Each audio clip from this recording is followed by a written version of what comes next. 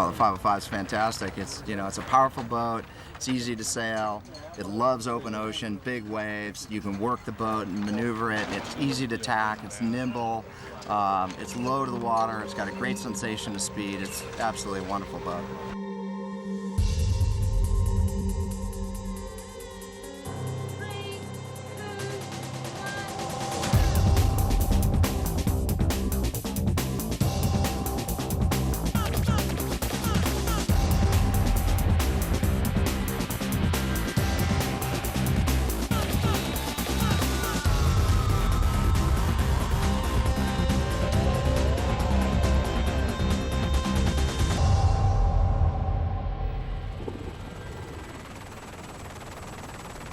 The 505 World Championship couldn't have picked a better location than Fremantle, Australia. Tucked away on the southwestern corner of Australia, just outside the mouth of the Swan River flowing out of Perth, this is an area of outstanding natural and man-made beauty. We're at the Fremantle Sailing Club, just south of Perth, where 200 of the world's top 505 sailors have gathered to fight it out on the water to see who's top dog. With the Fremantle Doctor and Grolsch beer to fuel the event, both on and off the water, things are looking good for this dinghy classic. It's one of the biggest amateur yachting events in the world. We've got over 100 boats and 200 competitors competing here. We've got some of the biggest stars in yachting. We've got Howard Hamlin, current 18-foot skiff world champion, Ian Barker, silver medalist from the Sydney Olympics, Chris Nicholson, also an Olympian, who's the Australian champion, 49er world champion, Christer Bergström from Sweden, 5 times world champion in 505s. We've also got a great sponsor in Grolsch Brewery, who've provided us great support over the years to the Australian 505 fleet, and we're looking forward to a fantastic event. Named for its length, 5 metres and 5 centimetres, the 505 has been around since 1954. Class President Ali Meller describes the attractions. I think the class offers high-performance dinghy racing, but in a manageable package. It's a boat that doesn't have any vices. It's relatively easy to sail for the level of performance. And I think what this does is offer an outlet for all kinds of different people, a much wider range of people. Well, let's chat to some of those people here at the Worlds. I'm sailing for more than 15 years, 505, and it's a great boat. It's a lot of fun sailing 505. It's a world spread class, which means that you can come to different continents and meet different people and race against them, and that's brilliant. This class appeals to me because it's more of a kind of a working class group of guys. You go out there and it's just so much fun. You don't know what's going to happen when it gets real windy. They have to be a good boat because all the guys who sail them keep coming back all the time, so it's always an indicator of what constitutes a good boat. Why do you like the 505 so much? Because old fat bastards can sail them competitively, basically. It's a good group of guys, very professional about their sailing, and they don't mind having a beer at the end of the day. People sail this boat not because they're being paid, not because they're going to the Olympics, but because they love the boat and the class and the racing. 9 races are scheduled at the Worlds, and at the halfway stage, 3 boats are just 3 points apart. Dan Thompson and Andy Zinn are just ahead of Howie Hamlin and Mike Martin, who are 2 points ahead of 505 legend Christer Bergström, sailing with Thomas Moss. The Aussie skiff and 49er world champ Chris Nicholson is 10th at this stage, sailing with brother Darren. So to review some of the highlights from race 6, Chris and Darren Nicholson rounding that top mark first. Just coming into the picture now, Howie Hamlin, Mike Martin, crash tacking there. Around the top, Ian Barker, around the wing mark. And in the commentary box, we have Chris Thorne, a 505 expert international secretary. Good to have you with us, Chris, as we look at Christer Bergström. Yeah, I think this could be quite significant, this race, because the Nicholson brothers have not really shown their hand yet in this championship, but here they are looking good at the front and could be back to put some pressure on the rest of the fleet. We're looking at Chris and Darren Nicholson there in the multicoloured hulled boat around that bottom mark. And a fabulous aerial view with over 100 boats here piling round this bottom mark.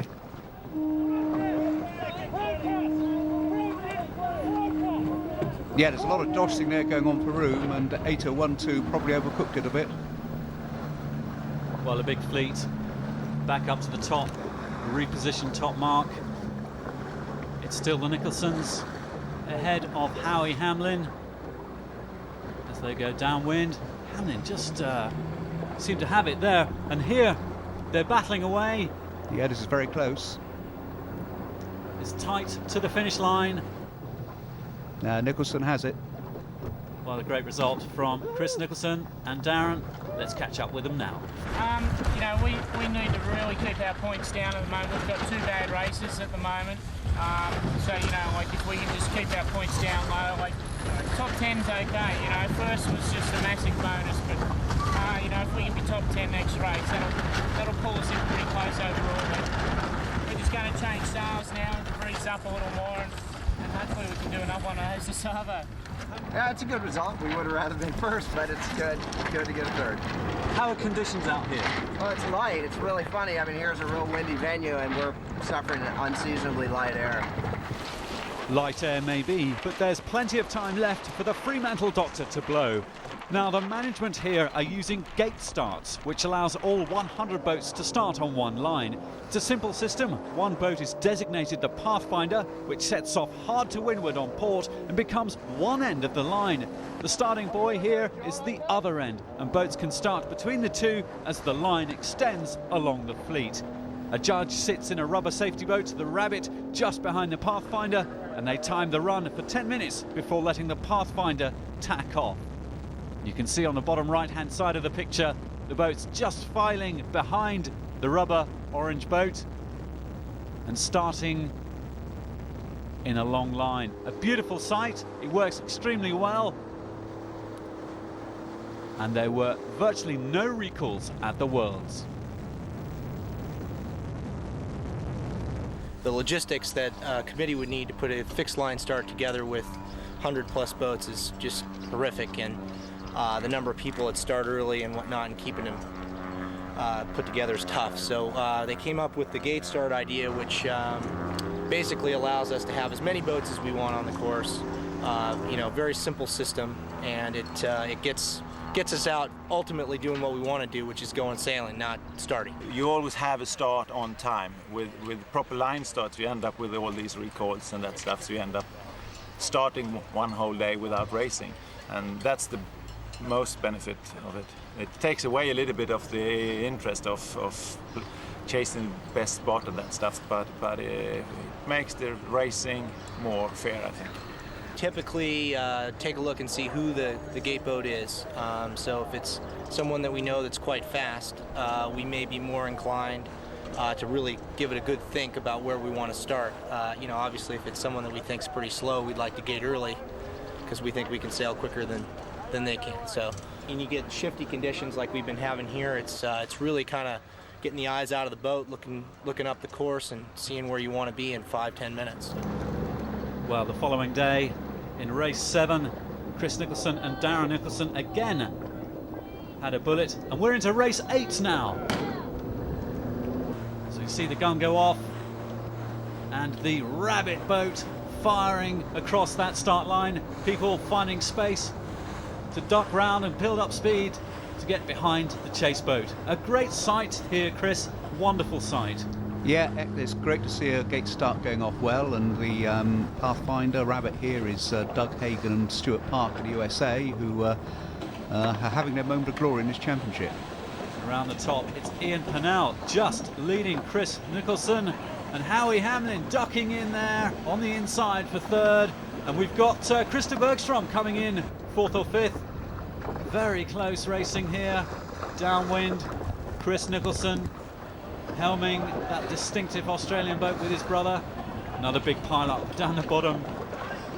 Yeah, they're making a better job of this than they did yesterday. Boats are a little bit better spaced. Well, a lovely view of Howie Hamlin, Mike Martin, upwind. Great technique. Yeah, you see how Mike's looking around. He's also adjusting his height on the trapeze wire there just to take account of the wave pattern across the course. Up at the top, Krista Bergstrom seems to have made some places over Howie Hamlin, who comes in just behind. So quite a lot of place changing going on here. Yeah, I mean, there's obviously quite a few shifts out there on this course. The wind isn't as stable as we led to believe it would be. And it is a huge course. It's 1.5 miles from the start line right up to the top mark. So it's quite a big diamond we're looking at as we kind of go around the edges, pick up some of the highlights. There's Bergstrom there just behind one of the Australian stalwarts, Mike Quirk, and crewed by Jeff Lang there. So these conditions obviously suiting the 5-time world champ Krista Bergstrom, as we look at Chris and Darren Nicholson also coming up with a great performance here. That's right, well, Ian Pennell and Steve Hunt will be very pleased. They're there in 4th place. I know they changed their boat overnight, so they're clearly going better. They are doing better first at the top mark, and now we're on to the final downwind leg. Krista Bergstrom there coming up for a jibe. Oh, very, very slick there. Yes, Krista and Thomas have been sailing together for a number of years now, and it shows in their teamwork. Well, very smooth. Chris and Darren Nicholson ahead of the pack here on this final downwind leg. Here's a good race going on between Krista Bergstrom and Howie Hamlin, but at the finish line it's another bullet for the Nicholsons. Superb racing by these Australians. So the leaderboard after 8 races places the Nicholsons 2 points ahead of Hamlin and Martin, with Bergstrom and Moss 4 points adrift in 3rd. Americans Beekman and Benjamin are 6th, with Brits Payne and Masterman in 7th.